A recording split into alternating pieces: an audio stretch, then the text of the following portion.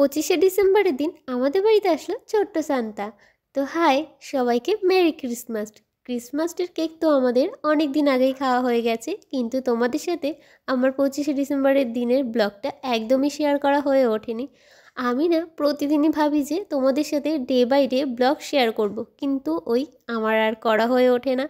যাই হোক, আমরা তো 25শে ডিসেম্বরের দিনটা অনেক ভালো করে কাটিয়েছি। তোমরা কেমন কাটালে অবশ্যই কিন্তু কমেন্ট করে জানিও।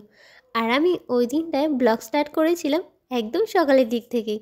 তো এইদিকে আমি ওপরে এসে দেখি সৌরভ আর কি সব গোছাচ্ছিল, আর মাম্মার যা খেলনা ছিল, সব কিউট কিউট খেলনাগুলো দেখতে পাচ্ছ ও ঘর থেকে নিয়ে এসে এইখানে সব সাজাচ্ছিল। আর এইদিকে মাম্মা আবার ওর অনামিকা মিমির সাথে গল্প করছিল।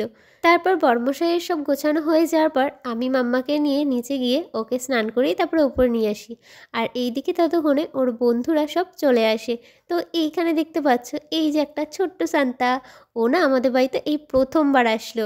তো অনেক ভালো লেগেছিল জানো তো, ওকে না আমি নিয়ে আর কি, ও যখনই আমাদের বাড়িতে ঢুকলো তখনই আমি ওকে সঙ্গে সঙ্গে কোলে নিয়ে নিয়েছিলাম। আমার এত ওকে কোলে নিতে ইচ্ছা করছিল। আর এইদিকে দেখতে পাচ্ছ আমাদের তো সব একদম গোছানো পুরো কমপ্লিট। তো এখন আর কি সব ছোট ছোট সান্তারা আর কি মিলে কেকটা কাটবে। আর এইদিকে ঘরে মাম্মার খেলনা ছিল, তো ওর বাবা আর কি এই খেলনাগুলো এনে রেখেছিল। আর সব খেলনাগুলো আর কি সবাইকে এক এক করে দিচ্ছিল, ওর বন্ধুদেরকে। আর ওর বন্ধুদের সাথে আরেকজন খেলতে এসেছিলো, ওকেও দিয়েছিল। তো এইদিকে এখন মাম্মাকে দেখছো টুপি পরানোর জন্য আর কি এখন ওকে জোর করা হচ্ছে। জোর করা বলতে ওকে পরানোর জন্যই করছিল, কিন্তু ও একদমই পরতে চাইছিল না, খুব দুষ্টুমি করছিল। তো কিছুতেই আর কি টুপি চশমা পরবে না। তো যাই হোক, তারপর তাকে অনেক মানানোর পর তাকে টুপি পরানো হলো।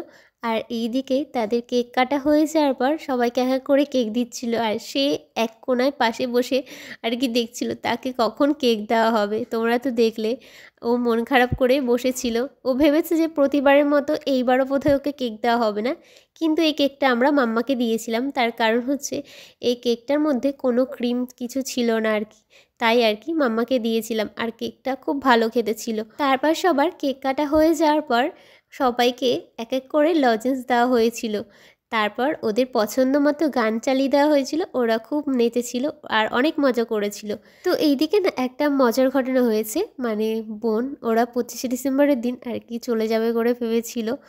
তো বলেছিল যে মাম্মা ওদের কেক কাটা হয়ে গেলে তারপরে ওরা বাড়ি চলে যাবে। তো এইদিকে ওরা রীতিমতো কেক কাটা হয়ে যাওয়ার পর রেডি হতে চলে এসেছিলো নিচে। তো রেডি হওয়ার পর ওরা যখন ওপরে আসে, ওদের না আর কি বাড়িতে যেতে ইচ্ছা করছিল না। ভাবলো যে আজকে ওরা আমাদের সাথে আর কি সময়টা কাটাবে। আর আমরা তো তার আগে থেকেই বোন ওদের বলছিলাম যে তোরা যাস না, আজকে দিনটা অন্তত থেকে যা। এইদিকে তো বোন ওরা রেডি হয়ে গেছিলো বাড়িতে যাওয়ার জন্য, তাই ওরা আর কি সেই ড্রেস পরেই রিলস বানাতে শুরু করে দিয়েছিল। তো ওদের রিলস বানানো দেখে আমারও খুব ইচ্ছা করছিল যে আমিও একটু তাহলে রিলসটা বানাই। তো এইদিকে আমিও রেডি হয়ে গেছিলাম। তারপর আর কি সারাদিনে আমার আর কোনো ব্লগ স্টার্ট করা হয়নি, আমি একদম সোজা চলে আসি সেই বিকেলের দিকে। তো তোমরা এখন দেখতে পাচ্ছ আমরা এখন মানে সবজি কাটাকুটি করছি। তো এখানে আমরা তিনজন আর কি বসে গল্প করছিলাম, আর এদিকে বোন আর কি সবজি কাটছিল। তার কারণ আজকে আমরা করছি একটা মিনি পিকনিক। তো মিনি পিকনিকে থাকছে হচ্ছে শুধুই আর কি মাংসের তরকারি আর ভাত। আর এদিকে বরমশাই যখন মাংস কিনতে বাজারে গেছিলো, তো আসার পথে আমাদের জন্য ফুচকা কিনে নিয়ে এসেছিলো। তো ফুচকা খাওয়ার সময় না একটা হেভি ইন্টারেস্টিং ব্যাপার ঘটেছিল, মানে খুবই মজার, আমরা সবাই খুবই হেসেছিলাম। তো এইদিকে আর কি অনামিকা ফুচকা খাওয়ার জন্য ফুচকা রেডি করছিল। তো আমিও আর কি পাশে দাঁড়িয়েছিলাম, বোনও আর কি দাঁড়িয়েছিল।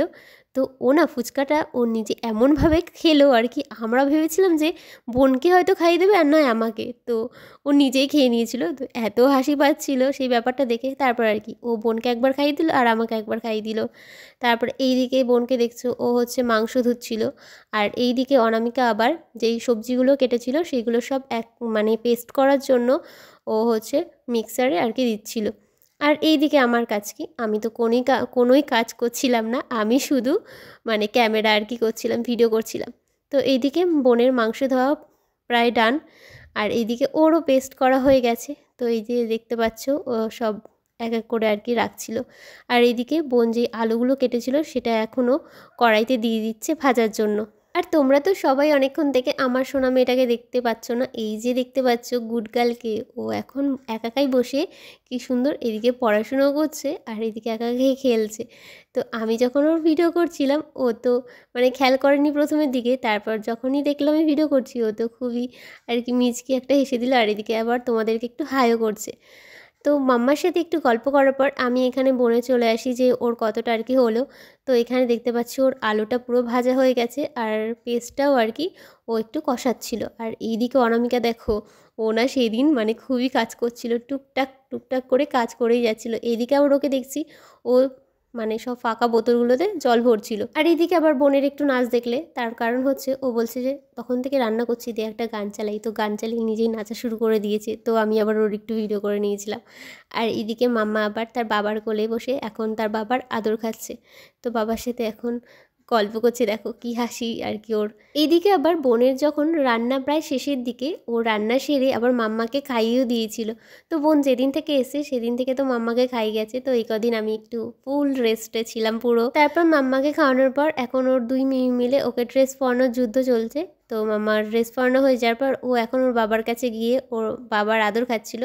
আর এইদিকে আবার আমাকেও ডেকে নিয়েছিল, মানে দুজনের আদর একসাথে খাবে। তারপর আমরা সবাই মিলে বসে গেলাম খেতে। আর বোনের আজকের মাংসের তরকারিটা খেতে কিন্তু খুবই সুন্দর হয়েছিল। আর আমার ব্লগটা ছিল আজকের মতো এইটুকুই। তো তোমাদের সাথে দেখা হচ্ছে নেক্সট ব্লগে।